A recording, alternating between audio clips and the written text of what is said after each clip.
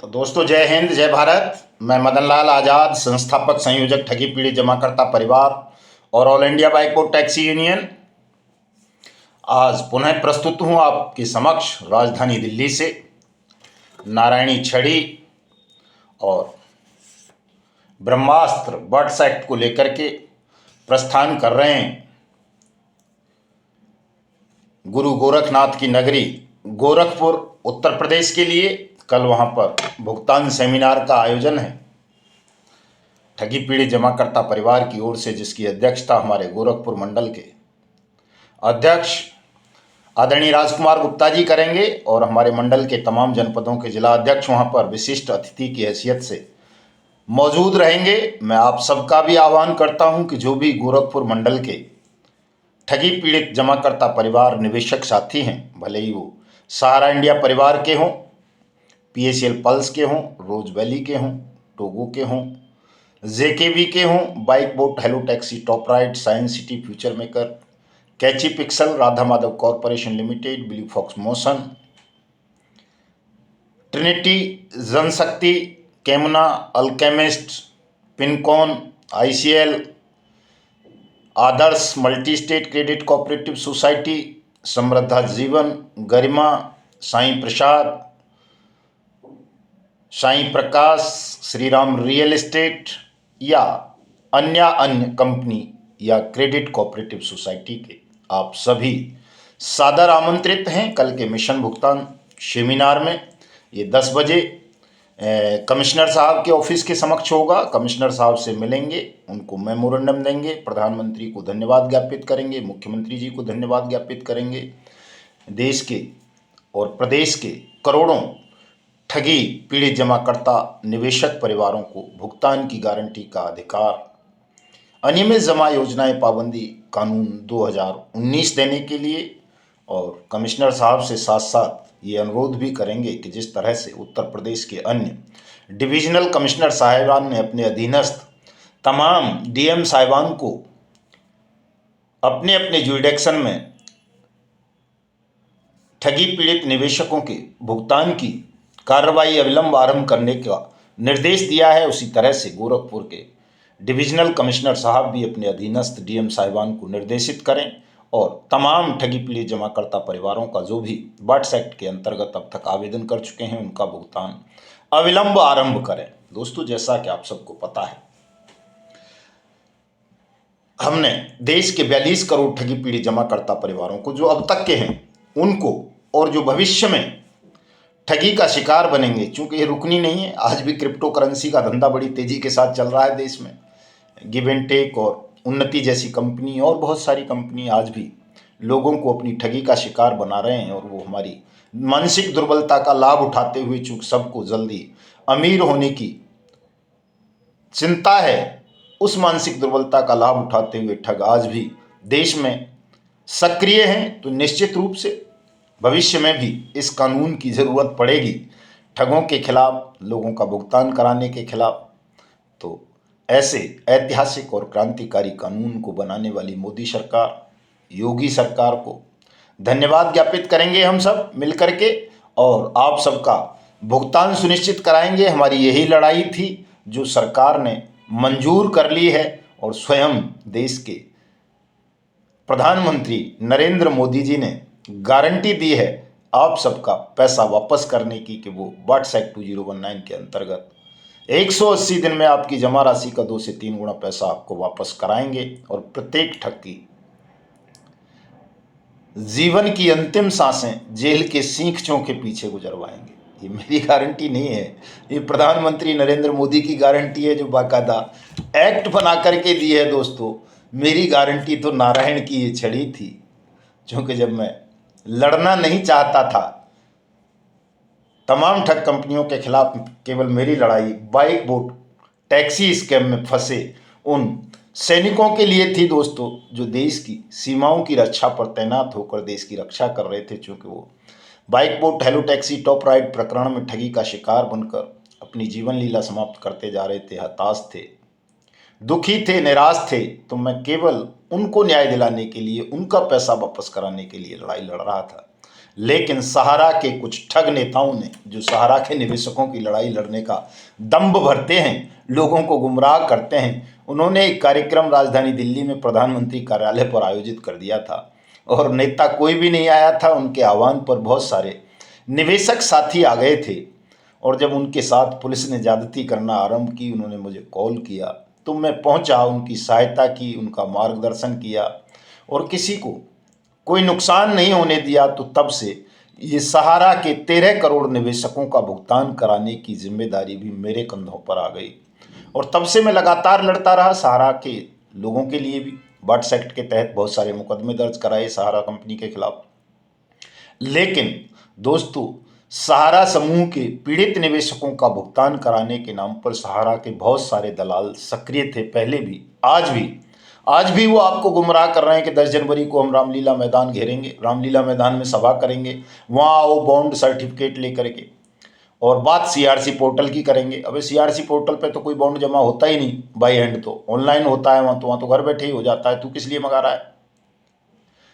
रामलीला मैदान में ऐसे ही कार्यक्रम नहीं हो जाते हैं, उसकी बुकिंग करानी पड़ती है। कोई बुकिंग पर्ची है, कोई परमिशन है, एनओसी है कोई?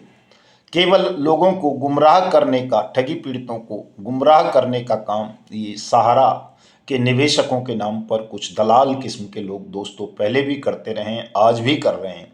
इनसे सावधान रहने की ज़रूरत है आपको। रामलीला मैदान में हमारा भी नाम लिया जा रहा है कि मदन लाल आज़ाद भी आ रहे हैं, ठगी पीड़ित जमाकर्ता परिवार के और पदाधिकारी आ रहे हैं, तब जबकि हमारा कोई भी पदाधिकारी या मैं स्वयं 10 जनवरी को रामलीला मैदान में हमारा कोई कार्यक्रम नहीं है, न पहुंचने का, न किसी अन्य के कार्यक्रम में सम्मिलित होने का। तो देश की तमाम ठगी पीड़ित जमाकर्ता परिवारों से मैं अनुरोध करूंगा कि कोई भी साथी इस बहकावे में ना आए, गुमराह ना हो। रामलीला मैदान में 10 जनवरी 2024 को हमारा कोई कार्यक्रम नहीं है साथियों, हम वहाँ नहीं रहेंगे। आप भी ना आए, चूंकि वो ऐसे ही फर्जी किस्म का एक आह्वान कुछ लोग कर रहे हैं और वो आपको गुमराह करना चाहते हैं सहारा सीआरसी पोर्टल के नाम पर। हमारी तो लड़ाई ये है कि कोई सीआरसी पोर्टल नहीं, कोई सेबी पोर्टल नहीं, कोई लिक्विडेटर नहीं, कोई एनसीएलटी नहीं, कोई उपभोक्ता फोरम नहीं, कोई सुप्रीम कोर्ट नहीं, कोई हाई कोर्ट नहीं। केवल और केवल अनियमित जमा योजनाएं पाबंदी कानून 2019, जिसे हमारी पार्लियामेंट ने SEBI, liquidator, CRC, supreme court, high court और अन्य कानूनों की विफलता के कारण बनाकर के देश के 42 करोड़ ठगी पीड़ित जमाकर्ता परिवारों को भुगतान की गारंटी का अधिकार दिया। संसद और सरकार, केंद्र की भी और राज्यों की भी, इस कानून को इम्प्लीमेंट करें, सबका पैसा वापस करें। हमारी लड़ाई इतनी सी है, किसी से कोई व्यक्तिगत द्वेष भाव हमारा पहले भी नहीं था, आज भी नहीं है। मैं हमेशा कहता रहा हूँ, हम सत्याग्रही हैं, सत्य और अहिंसा के मार्ग से हमने ये लड़ाई लड़ी है, भविष्य में भी लड़ेंगे। हमारा द्वेष भाव न केंद्र सरकार से था, न किसी राज्य की सरकार से था, न किसी पॉलिटिकल पार्टी से था। केवल इतना सा द्वेष था हमारा कि आप इस कानून को जब आप सबने मिलकर सर्वसम्मति से बनाया है तो इसको क्रियान्वित करो, लोगों का भुगतान करो पीड़ितों का आवेदन लेकर के। अगर नहीं करोगे तो हम आपकी खिलाफत करेंगे। हमने खिलाफत की, मतदान तक का बहिष्कार करा दिया देश में। जो बहिष्कार के, जो सत्याग्रह के नियम थे, उन सभी को फॉलो करते हुए हमने खिलाफत की। लेकिन जब अब तमाम सरकारें, चाहे वो राज्यों की हो चाहे केंद्र की हो, जब रास्ते पर आ गई हैं और अनियमित जमा योजनाएं पाबंदी कानून 2019 को क्रियान्वित कर रही हैं, आपका भुगतान कर रही हैं, तो फिर अब सरकार से लड़ने का कोई अर्थ नहीं है। अब तो केवल उस बेईमान सिस्टम से लड़ा जाएगा जो अनियमित जमा योजनाएं पाबंदी कानून 2019 को फॉलो करते हुए आपका भुगतान नहीं कर रहा, आवेदन लेने के बाद भी। हमारी लड़ाई अब किसी सरकार से नहीं है दोस्तों, क्योंकि सरकारों का जितना काम होता है वो कर दिया है। अब तो आपका काम शेष रह गया है कि आप अनियमित जमा योजनाएं पाबंदी कानून 2019 के अंतर्गत अपने भुगतान का दावा अपने नज़दीकी सक्षम या सहायक सक्षम अधिकारी को करें, और यदि वो 180 दिन में आपके आवेदन पर आपकी जमा राशि का 2 से 3 गुना भुगतान नहीं करता तो ऐसे सक्षम या सहायक सक्षम अधिकारी की शिकायत प्रधानमंत्री को करें, राज्य के मुख्यमंत्री को करें, चीफ सेक्रेटरी को करें, गवर्नर को करें, डिप्टी गवर्नर को करें, उपराज्यपाल भी जिन्हें कहीं कहीं बोल देते हैं, उनको करें। और उस शिकायत को भेजने के बाद भी अगर विदिन 30 डेज आपका भुगतान नहीं होता, क्षतिपूर्ति आपको नहीं होती है, तो आप फिर इस बट्स एक्ट 2019 के अंतर्गत ही 2 अधिकार और आपको प्राप्त हैं, फर्स्ट अपील, सेकंड अपील। दोनों अपीलों में जाएं। निश्चित रूप से जब आप अपील में जाएंगे तो जो सक्षम और सहायक सक्षम अधिकारी है, जिसने एविडेंस प्रोड्यूस करने के बाद भी आपका भुगतान नहीं किया है आपकी जमा राशि का, उसके खिलाफ दंडात्मक कार्रवाई होगी, प्रशासनिक कार्रवाई होगी। और आपका जो जमा राशि है वो तो आपको मिलेगी ही मिलेगी 2 से 3 गुना, साथ साथ आपको क्षतिपूर्ति भी मिलेगी। ऐसा अधिकार आपको इस गारंटेड बट्स एक्ट 2019 में दिया गया है। इसको बहुत बारीकी से समझने की ज़रूरत है दोस्तों, तमाम लोग समझिए इसको, चाहे आप किसी भी कंपनी या क्रेडिट कोऑपरेटिव सोसाइटी के विक्टिम हो या एजेंट हो। आप भ्रमित होते रहेंगे, बहकावे में आते रहेंगे, जल्दबाजी करेंगे तो निश्चित रूप से आपकी इस जल्दबाजी का, आपकी मानसिक दुर्बलता का लाभ ठग और उनके दलाल और ठगनियां उठाएंगे और वो आपको कहीं ना कहीं फंसाने का षड्यंत्र रचते रहेंगे। कभी किसी मुकदमे में, कभी किसी पुलिस से लड़ाएंगे, कभी सरकार से लड़ाएंगे। हम ऐसा नहीं करते हैं। आपने देखा इतना लंबा आंदोलन चलाया, हजारों जनसभाएं की, हजारों धरने प्रदर्शनों का आयोजन किया, देश के तमाम राज्यों में भुगतान पटलों की स्थापना करवाई, देश के तमाम डीएम, एसडीएम, डिविजनल कमिश्नर्स का घेराव किया, प्रधानमंत्री का तक का घेराव किया, फिर भी कहीं किसी पर कोई लाठी गोली बंदूक नहीं चली, कोई मुकदमा नहीं बना। लोग कह रहे हैं साहब हम दिल्ली की कड़ाके की सर्दी में आंदोलन कर रहे हैं। दोस्तों वो कोई आंदोलन नहीं है, केवल आपको गुमराह करने का षड्यंत्र है। ऐसे आंदोलनकारियों के झांसों में मत आओ। अपना भुगतान पाना है तो भुगतान की गारंटी के अधिकार, अनियमित जमा योजनाएं पाबंदी कानून 2019 का प्रयोग करो। निश्चित रूप से आप सबका भुगतान आपको प्राप्त होगा। दिल्ली में इतनी सर्दी नहीं है, मैं दिल्ली में बैठा हूँ इस समय, देख लो आपके सामने। अभी गोरखपुर जाने की तैयारी में हूँ।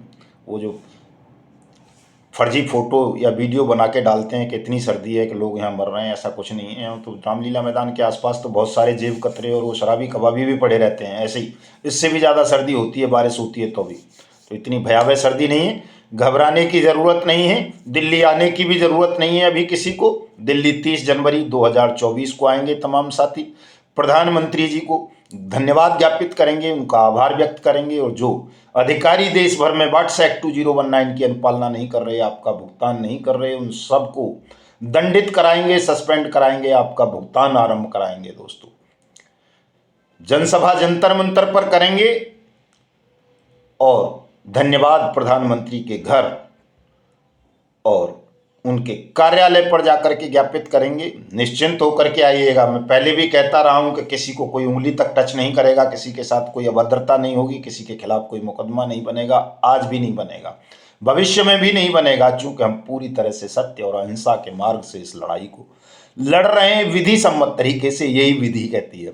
जो लोग विधि सम्मत बोलते रहते हैं, उन्हें तो विधियों का पता ही नहीं कि विधि क्या होती है। मैंने बहुत मना किया कि हाई कोर्ट मत जाओ, सुप्रीम कोर्ट मत जाओ, कोई रिट एक्सेप्ट नहीं होगी, कोई पीआईएल फाइल नहीं होगी, लोगों के पैसे को खर्च करोगे, अपना पेट जरूर पाल लोगे जानवरों की तरह, आप लोगों को डरा डरा कर, बहका बहका कर, लेकिन तुम किसी को सुरक्षा नहीं दिला पाओगे, किसी का भुगतान हाई कोर्ट सुप्रीम कोर्ट के माध्यम से नहीं करा पाओगे। लेकिन आप लोग जल्दबाजी का शिकार बने, नहीं माने, परिणाम आपके सामने है। सहारा समूह को लेकर जो पीआईएल दाखिल करने की बात हो रही थी वो रिजेक्ट हो चुकी है, नहीं एक्सेप्ट हुई। इलाहाबाद हाई कोर्ट की लखनऊ बेंच में एजेंट सुरक्षा ठग मंडली एजेंटों को सुरक्षा दिलाने के लिए रिट फाइल करने गई थी, नहीं हुई, रिजेक्ट हो गई। कुछ नहीं होगा दोस्तों, अब होगा तो केवल और केवल अनियमित जमा योजनाएं पाबंदी कानून 2019 के अंतर्गत आपका भुगतान होगा। और उसके लिए अब किसी आंदोलन की ज़रूरत नहीं है, केवल पत्रावलियों की ज़रूरत है। उतना करते रहिए, उसी से आपका सबका भुगतान हो जाएगा निश्चित रूप से। कोई भी तनाव लेने की अब आवश्यकता नहीं है। जल्दबाजी करोगे, निश्चित रूप से आपका भुगतान लंबित होगा। आप सहारा सीआरसी पोर्टल के चक्कर में फंसे रहोगे, आप सेबी पीएसीएल पल्स पोर्टल के चक्रव्यूह में उलझ जाओगे, आप सुप्रीम कोर्ट हाई कोर्ट के चक्रव्यूह में फंस जाओगे, आप किसी एनसीएलटी, एसएफआईओ या कंज्यूमर फोरम के षड्यंत्र का शिकार बन जाओगे, तो निश्चित रूप से आपको पछताना पड़ेगा। पैसा भी जाएगा, समय भी व्यर्थ होगा और अंततः आपको इसी वाट्स एक्ट 2019 के अंतर्गत अपना आवेदन करना होगा भुगतान पाने के लिए। तो इस काम को अभी कर लो, इसी में आपकी भलाई है, इसी में आपके परिवार की भलाई है और यही एक ऐसा कानून है जो आप सबका भुगतान कराएगा और हिंदुस्तान को ठगमुक्त बेईमान रहित राष्ट्र राज्य के रूप में स्थापित करेगा। बड़े बड़े काम हो रहे हैं देश में दोस्तों। प्रधानमंत्री जी की गारंटी पर भी भरोसा नहीं करोगे तो किस पर करोगे, जिन पर पूरा विश्व भरोसा कर रहा है। उन्होंने ऐसे ऐसे काम कर दिए हैं जिनको स्वप्न में भी नहीं कोई सोच सकता था कि ऐसा होगा, लेकिन उन्होंने करके दिखा दिया। या कहें नारायण की कृपा थी कि ये होना था, सत्य की स्थापना होनी थी, सनातन की स्थापना होनी थी और वो कर दी। जब गंभीरता से आप इन तमाम चीज़ों का मनन करोगे, सोचोगे, तो आपको बहुत सारे बदलाव हिंदुस्तान में होते हुए दिखेंगे।